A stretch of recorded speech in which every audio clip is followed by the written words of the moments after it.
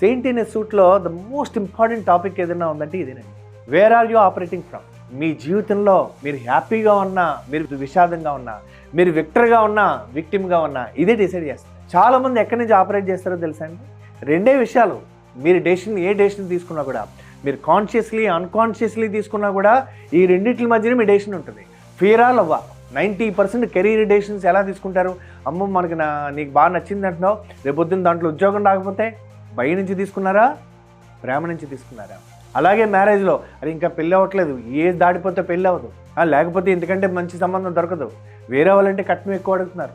So ఇలా మీరు ఇప్పుడు జాబ్ ఇది తీసుకోపోతే ఎలాగా, మనం మానేస్తే ఎలాగా, మనం లీవ్ అడిగితే ఎలాగా, మనం ఇలా సమాధానం చెప్తే ఎలాగా?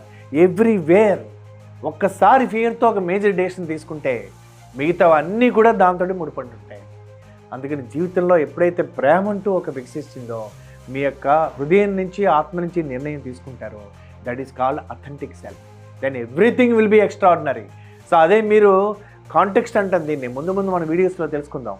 అందుకని మీరు ఆలోచించండి, మీరు తీసుకునే నిర్ణయాలు, మీ వ్యాపారం ప్రతీది కూడా అది ఇంత పెడితే ఏమవుతుందో ముందే మన కనుక ఫెయిల్ అవ్వకుండా ఏం చేయాలి, తప్పులేదు ఇవన్నీ ఆలోచించడం. But where are you taking your decision from? That place a major role. Let's explore further in our course and watch further videos.